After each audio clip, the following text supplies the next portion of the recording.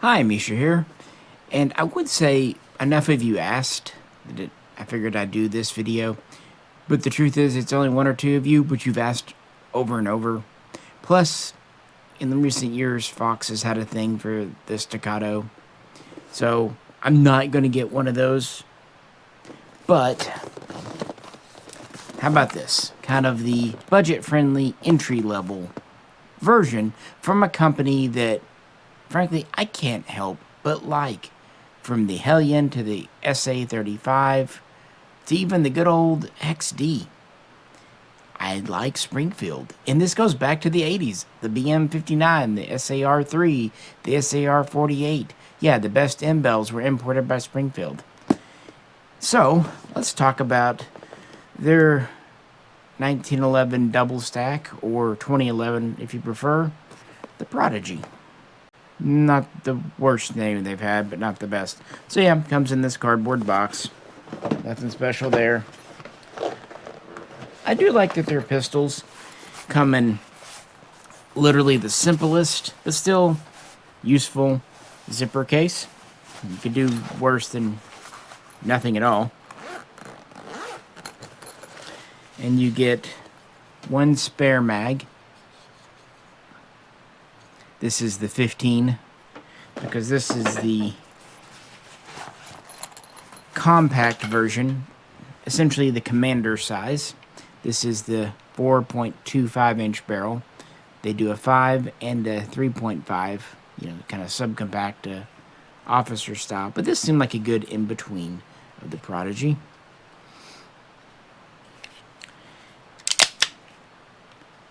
Heavy bull barrel. 9 by 19 9mm NATO, but in many other ways classic 1911 styling, feel, controls.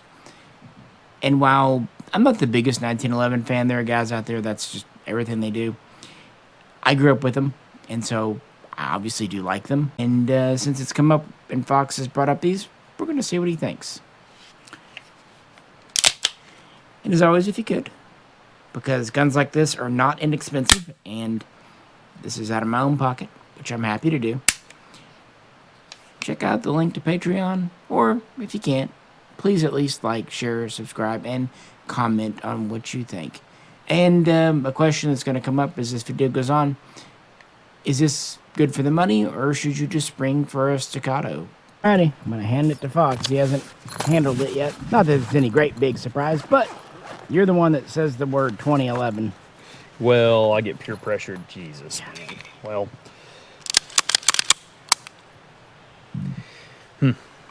Well, after putting like 1,000 rounds in staccatos, you can definitely see why it doesn't cost $2,000 or $2,500 or $3,000.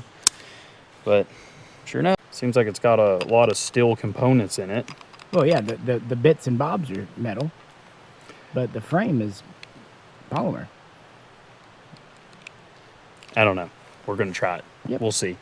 We'll load up a couple of mags. So we do have a steel slide. It is cut on top for a red dot. It comes with a wrench, an alternative sight plate here. So I like it. You can do iron sights, or you can do a red dot, kind of whichever way you look. The sights are nice and tall. In fact, several folks I handed this to really like the sights. Apparently they're very easy to pick up. I will take your word for it. We'll let Fox have first shots.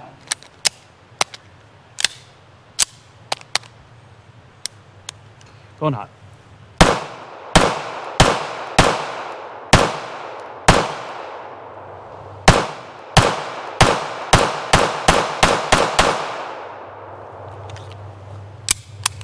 Okay. Before you say anything, I'm going to put a mag through it, and then we'll compare notes. Yep. The compact here has a bit of a bobbed hammer. It's not the most in the world. And it has a bit of a truncated beaver tail. Again, just to kind of slim it down just a bit. We still have a 3-slot rail, and it is metal. In fact, they say it is billet aluminum. That's for the compact. The full-sized 5-inch version actually has a forged steel section up here. But to save on weight and to give a slim grip with a double stack mag, trust me, if you try to do a full steel grip back here with the double stack in a 1911, it gets beefy real quick, like the old Para Ordnance. It's polymer. The full grip giving a nice consistent wraparound, and the trigger guard. So that and the alloy front half of the frame section does give this a good feel. It's light without being super svelte, and it doesn't make it super top heavy. I think if this were all polymer down here, the steel slide and bull barrel would kind of overwhelm it. But it doesn't. Of course, a serrated and skeletonized trigger. Extended ambidextrous safeties. Do have the kind of extended bump on the safety here. The magazines do stick out a bit for pulling them free. And the magazines are cross-compatible with staccato according to Springfield. I'm going to give the Prodigy a go. 115.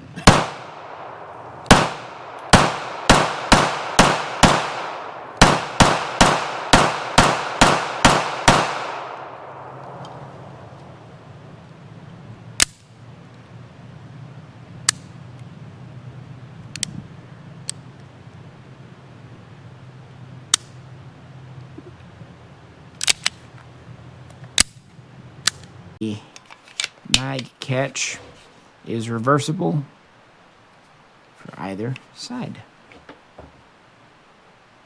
So not too bad a setup in my hands. So Yeah, first thoughts on your end since you shot it first? I want you to go first. Really? Yeah, just this one time. He goes, really? Just this one time.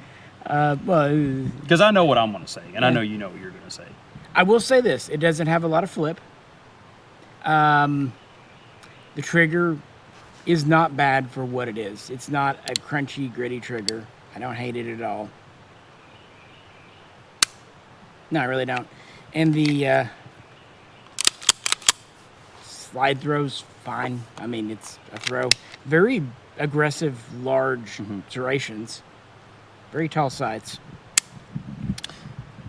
For being a double stack, the grip's not huge.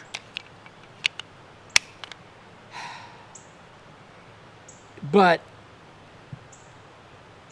why? I just don't get That's my 2011. main thing. Like, I don't get it. I will admit, for the money, It's better than $3,000. exactly. Like, for what these run, 14, 1500, it feels perfectly good quality. And, Yeah. and I'm sure you could tune it and polish it. But here's the main thing is it's okay.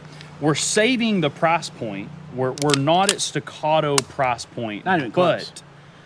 But where's its reliability? You mentioned something very well. It is aggressive. These iron sights that are 7 inches tall. This would be miserable to appendix carry. I mean, if you were really wanting to appendix, Why in the world would anyone carry that? That's the single thing. action, yeah. right? That's not. So really, what's the point? Because I it's think competition. but it's a compact gun. I mean, what? I mean, here's my Glock 45, and here's it. My Glock 45 has got it beat by. It's bigger than my Glock 45. I mean, okay, let's say you did use it as a competition. I mean, that's kind of what they're going, or even if it's not like professional, like local, just lightweight, local for sure, bracket type to deal. Find out if 2011's. Yeah, if you don't want to dunk $3,000 into staccato. Correct. Let's start with this. Let's be positive. Perks, it's a budget option to get into a 2011. The other perk is it gives you those 1911 features. You've got a crisp trigger. Yeah. It is comfortable. I'm not gonna lie. No, Shooting it, it's not bad. It's not snippy. It's a good little shooter, but I have to go back to what Misha said of why. Obnoxious safety. All right, here we go. 10-11 safety.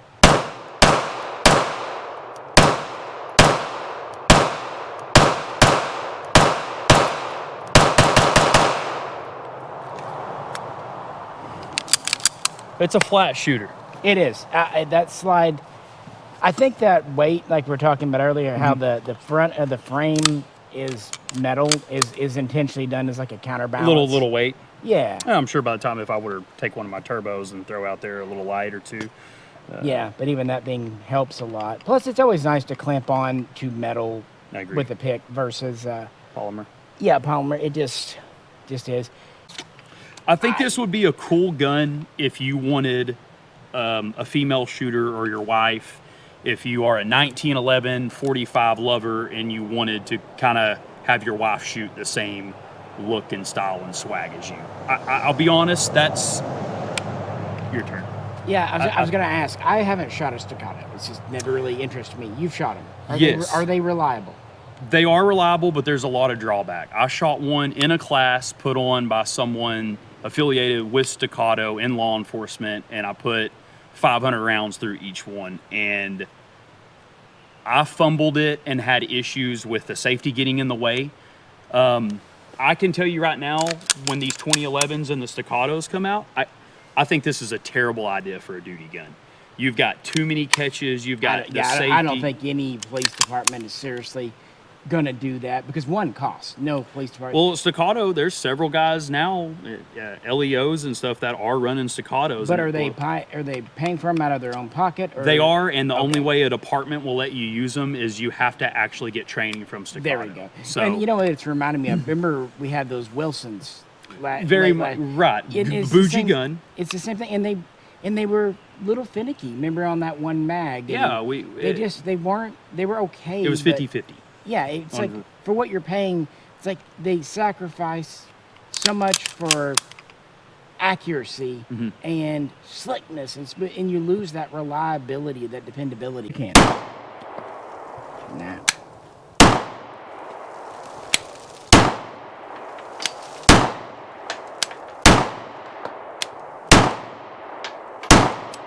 We got two in a row. They didn't hold open either. Well, and let's be honest, Misha, you know this, and so do our viewers. You're talking accuracy at 5, 7, 10 yards. Whether you're law enforcement or a civilian and you're using this for defense, you're probably going to be in a world of trouble if you're relying on accuracy at 40 yards, 30 yards. I think it's just bragging points. I do too. Yeah, it's the whole Wilson thing. They're beautiful guns. They're handcrafted. But your video that you talked about, the Wilson, you lose. I don't care who you are, whether you're innocent, wrong, or totally justified. This firearm, your Wilson, your staccato, will be taken in as police evidence. Absolutely. Is that 3 months? Yeah. Is that 6 months? The most recent one in the town I'm at was a year. It took right at a year. I know someone personally. And if you've got a Glock 19, whatever. No big deal. You go down to the store and get another one. You're talking a staccato Call or that a Wilson. $500 and you save your life. Bingo. Yeah. And I'm not saying your life isn't worth a $4,000 staccato, but I mean, I would much rather know I lost a $400, $500 Glock than. But I will have said that not every gun has to be a defensive carry gun. Could be a fun gun. There could be a competition gun because competition is a big deal. Well, and it's fun, and it does make you a better shooter. Look at like CZ Shadows and stuff. Those are not carry guns. The Shadow 2s, and they're great. But CZ does have carry guns, but it's not them. Put one more mag through this.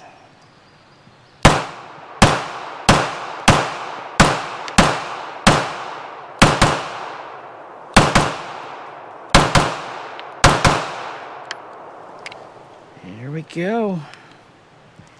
I will say when it's done firing, there isn't a big jar. Like you don't really feel the slide stop, hold up. Back. Yeah, it's pretty gentle there. The whole throw is not a lot of thumpy. I'll say this.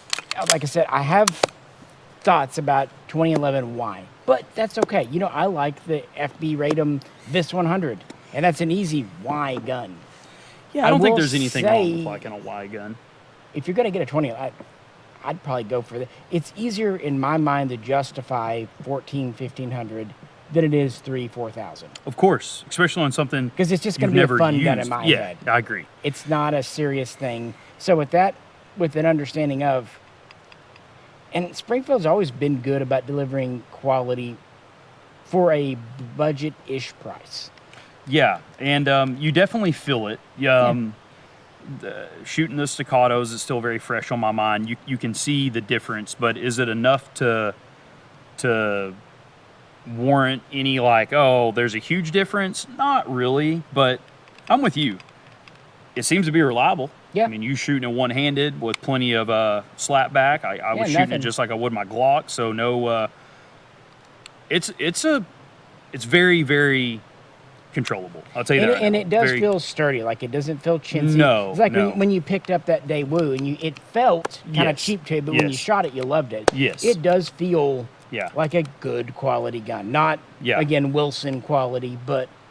If you were to say, here, Fox, you can have this gun, this would be a great range. I hate to say toy. I hate when people say it's our good range toy. Yeah. But I think it would be a great range gun. It'd be good to ring steel. It would be good to, I mean, because face it, the ergonomics of a 1911, if you've been a Glock or a Smith & Wesson shield kind of shooter, these take a lot of getting used to. But on the flip side, for someone who grew up with them, it would be a good way to get like a boomer into a more modern gun and still not feeling real alienated. That's kind of how I started the video off. This would be a great way to take the guys that are in love with these and slowly get them into that. And I'm not knocking it. I think... I have this image in my head of handing them a completely steel gun, and every time you give it to them, one part becomes polymer. Just slowly switching it over. And then they're left with a high point. It's the handgun of Theseus. Yeah. Everything just switches out. You finally get them to a yeet cannon. And as much as that being a 9, you're like, well, 1911 needs to be in 45. Cool, until you go to pay for 45. I do understand why most 1911s now are 9mm. It's just a more practical option. We live in a world where we have put so much data and study in the 9, and it's just more it's a better round. I mean, face it. You've got 15, 16 of these versus 7 or 8 of 45s. I like 45. I think it's a fun, cool round. It's very fun. It's classic. I'm Good not dogging it. Yeah. Absolute reliability with 115 and 124 grain Phoenix ammo. That reloaded stuff from Michigan we've been using quite a bit lately. Brass cased, real clean. We didn't put a ton of rounds through it. For one thing, we had a lot of other things to do. For another, there's only so much you can prove. It worked fine. I really didn't fear otherwise, frankly. I think what really impressed me for the money is the trigger. Like, that's you definitely get a 1911 trigger. That's not far off from like a Bog Wilson trigger. I mean, not the high-end Wilson, but the standard Wilson. Yeah. It's pretty good. And if you tuned it just a little bit. Yeah, just a little. Yeah. Yeah, I think it's cool. I think it would be a cool gun. I would be interested to. But I really do like how it feels to slide. It just has a good feel to its recoil impulse and for charging it. It's hard to describe, but you can take my word for it. Trigger, I think it exceeds my expectations right out of the box. And one would imagine a guy could tune it up. This does seem to be a good base. If you're just wanting to get into the modern 1911 or 2011, if you prefer, market, a good custom place, or a place if you're just not sure, or if you're on a budget, but don't want something rubbishy. I mean, these aren't cheap. I'm not going to say they are. But compared to the competition, they're a bargain. They're a hell of a deal, frankly. This would be a great gun for someone that wants to step off into the 2011 world and have a safe gun or a gun that they take to the range. But I wouldn't daily carry this. I wouldn't rely on it to protect my life. But it looks like it looks sexy. You put a red dot on here, you get a flashlight on here. It's got a plate on top. So Yes, it yeah. actually comes with alternative rear sides. Yeah. And 2 mags, so I'm just not... It's, Why not Springfield? You already make a good 1911, you know. I mean, if anyone was going to make a 2011 and try to compare to Staccato, or I would expect Springfield to be them. They're the people. At any rate, that's our take on it. You know, I can't really dive into the history and any of that. This is an historical gun. Fox seems to kind of keep thinking of this as a carry gun. I just don't think so. Between the tall sights and, you know, even though it's a 4 1/4 barrel, that's still more than a Glock 19. Even though it does have an alloy and polymer frame, it still weighs more thanks to the bull barrel. This, to me, is a casual competition, casual outdoor plinking gun. Also, I could see it as a very good home defense or maybe truck defense gun. Something not so expensive that if you lost it, it'd be the end of the world. But it's still quite a bit more than a Glock or a Walther or whatever else you might have. So keep that in mind. No, I think this is for the firearms enthusiast who really likes making good groups and who really likes customizing guns and who is nostalgic for the 1911. There's nothing wrong with that. Again, I own them. Saw them there. Fox owns too. So we're not dogging on them. But it's hard to say that it's cutting edge tech. But there's a demand in the market. So, hey, I'm not knocking Springfield or Staccato or Wilson, whoever, for filling it. That's the whole right we have. And, you know, choice. Frankly, if you said you could only mess with 1911s or Glocks, pick one for the rest of your life, I would absolutely pick the 1911 compared to the Glock. And I'm not dogging on the Glock. They're fine. The 1911 is a lot more interesting design, frankly. So I have to say, even though I wasn't expecting a whole lot, and even though I'm just not super duper wowed by this, it is a nicer gun than I expected. So take that for what you will.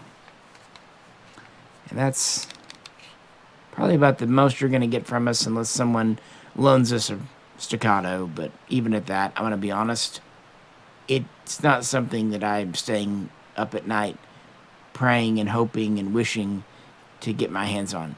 It's just, you know me, I like military guns and unique guns. Do you own one of these? Do you own a Prodigy? Any problems with them you've observed over time? Please let us know.